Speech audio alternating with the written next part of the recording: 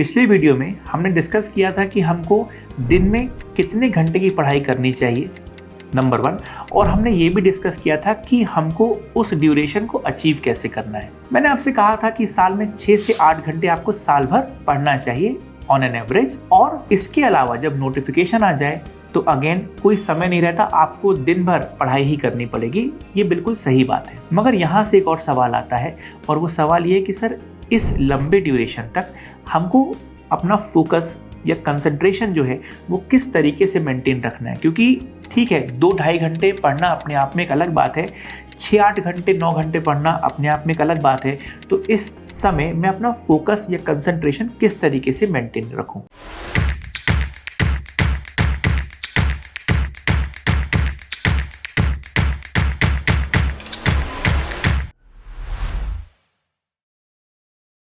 देखिए, इसका एक बहुत सिंपल सा उपाय है। नॉर्मली स्टूडेंट्स एक गलती करते हैं, वो किसी भी एक सब्जेक्ट को उठाते हैं और उसी को पढ़ते रहते हैं। उसी का वो डायरेक्ट रीडिंग करेंगे, फिर उसी के वो ऑब्जेक्टिव सॉल्व करेंगे, फिर उसी का वो मेंस आंसर राइटिंग सॉल्व करेंगे।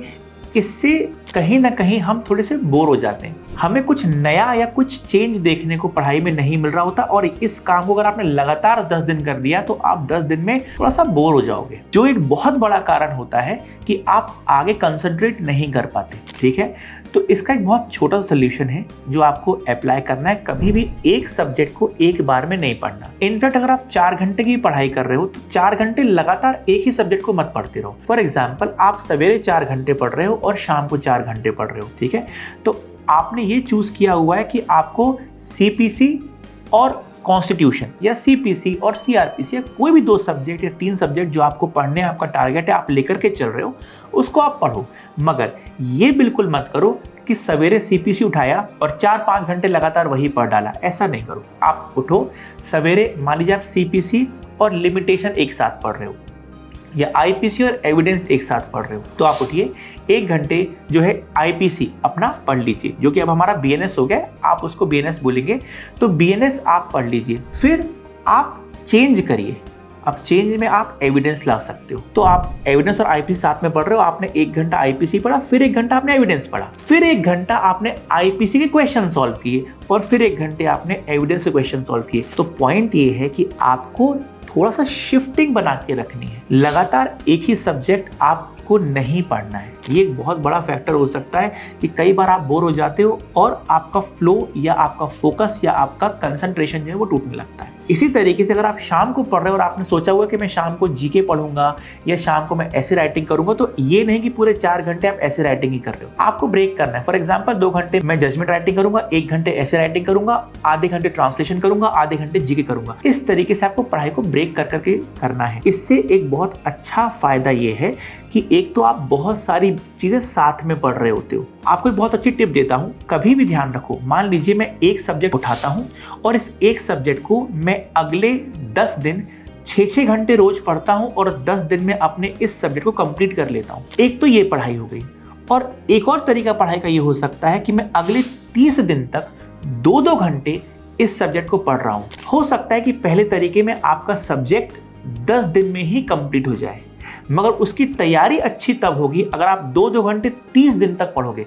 हम जिस सब्जेक्ट पर जितने देर तक स्टिक करते हैं वो सब्जेक्ट हमारा उतना स्ट्रांग हो जाता है। तो हो सकता है कि आप 10-10 दिन अगर 3 सब्जेक्ट को दे रहे हो और एक दिन में एक सब्जेक्ट को 6 घंटे दे रहे हो, तो 10 दिन में तो हो गया। बट हाँ, प्रॉब्लम क्या हुई कि अब जब आप अगले 10 दिन में कोई और सब्जेक्ट 6-6 घंटे पढ़ रहे होगे, तो आप इस सब्जेक्ट से कांटेक्ट आपका बिल्कुल टूट चुका होगा, तो आप इसको भूल जाओगे। बेहतर ऑप्शन क्या हुआ कि हो सकता है मैं 3 सब्जेक्ट साथ में उठा रहा हूँ, तीनों को 2-2 घंटे रोज पढ़ रहा हूँ और 30 दिन तक पढ़ रहा हूँ, तो 30 दिन में मेरे 3 सब्जेक्ट ही होंगे, बट उस सब्जेक्ट के कांटेक्ट में मैं बहुत समय तक रहा।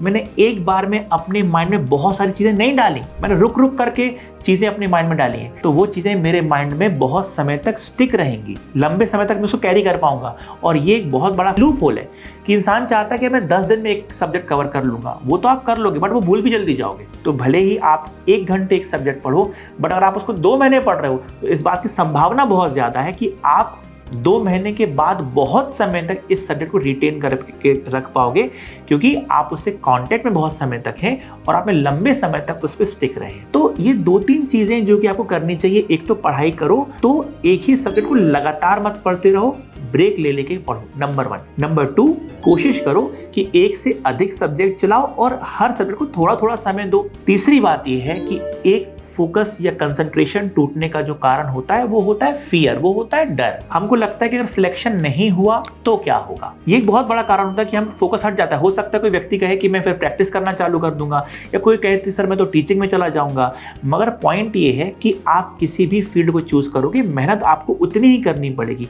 ऐसा नहीं है कि जुडिशरी में आपको ज्यादा मेहनत लगेगी और प्रैक्टिस में कम लगेगी। इसको समझना बहुत जरूरी है कि हर फील्ड में उतनी ही मेहनत है जितनी की जुडिशरी की प्रिपरेशन में। अब आप कहते हो सर कहीं और सर्टेनिटी है, यहाँ पर ये नहीं है, तो ऐसा भी बिल्कुल नहीं है।